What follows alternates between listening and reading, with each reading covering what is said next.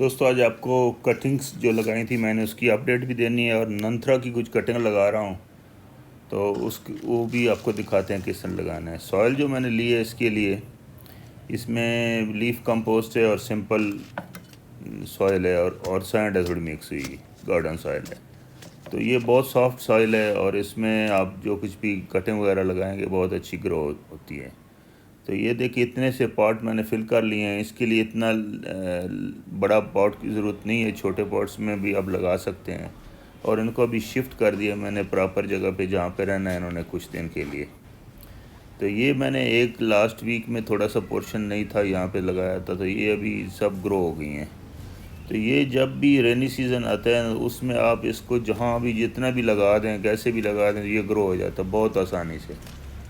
बहुत ही easy growing है, इसकी कटिंग आप लगाएं और जितना मर्ज़ी बना लें।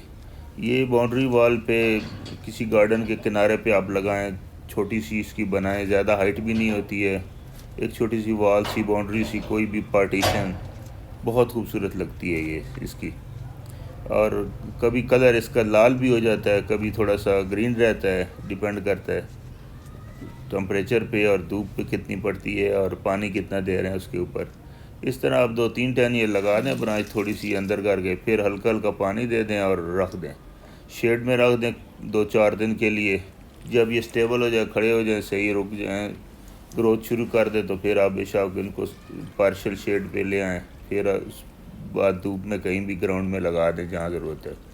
मुझे इतना ज़रूरत नहीं होता, मैं तो सोसाइटी के लिए कोई भी ऐसा फारग बैठा हूँ तो कर लेता हूँ, बना लेता हूँ, फिर जहाँ कहीं ज़रूरत है मालियों को कह के वहाँ लगवा देता हूँ।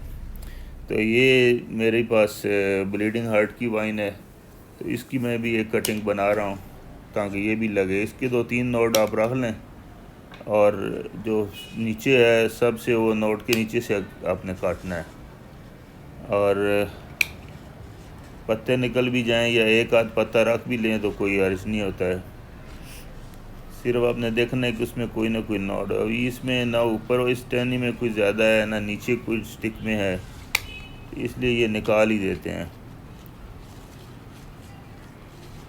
पत्ते जो ज़्यादा नहीं रखने हैं क्योंकि खुराक तो उसको दे नहीं सकते और स्ट्रेस खामखा उसके कटिंग पे पड़ती है, ताकि वो फुल तवज्जो अपनी जो है ना रूटिंग करने बनाने पे लगा लें।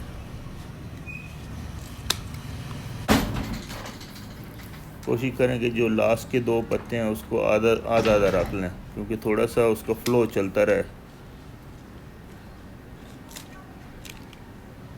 खुराक थोड़ी सी बन जाए। इसमें सनलाइट जब पड़ती है तो क्लोरोफिल या जो भी खुराक बनती है उसकी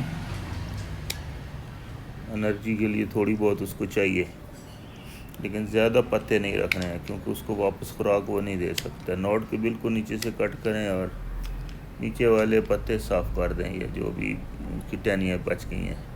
तो ये कटिंग अभी तैयार हो गई हैं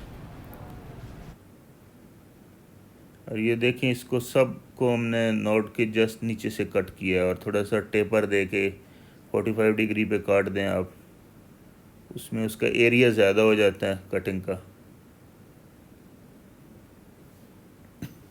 ये क्लोरोडेंड्रम की टाइप है, उसी फैमिली से तलक है इसका, लेकिन फ्लावर डिफरेंट है।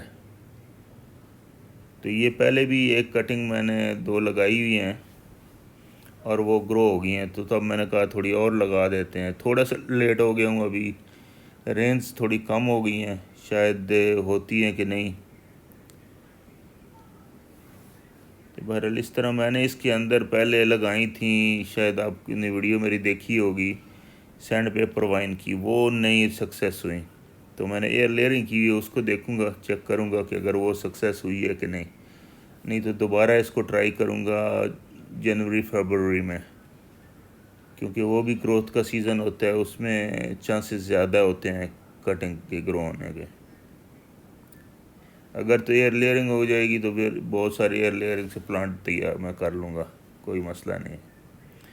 इसको बस मॉइस्ट रखना है और शेड में रखना है, ताकि ये 2-4 दिन या 6 दिन एक वीक में, ये मैंने पहले जो लगाई थी उसकी ग्रोथ चेक करें। ये तो अच्छी ग्रोथ स्टार्ट हो गई है इसकी,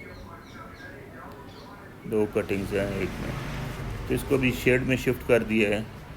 तो आए आज आपको दूसरी जो मैंने कटिंग्स लगाई थी, ये गुले दाऊदी जो थी क्राइसेंथेमम, उसकी कटिंग्स, ये सिर्फ आपको दिखाने के लिए। मेरे पास तो बहुत प्लांट हैं।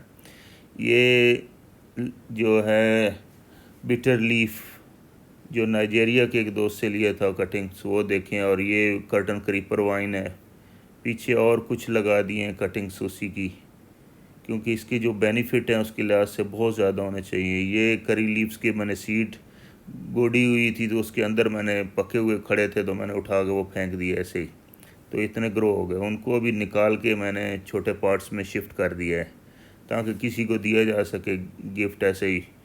अगर किसी को भी ज़रूरत हो, कहीं लगाना भी हो तो आसानी से शिफ्ट हो। कुछ जेड प्लांट की लगाई हैं।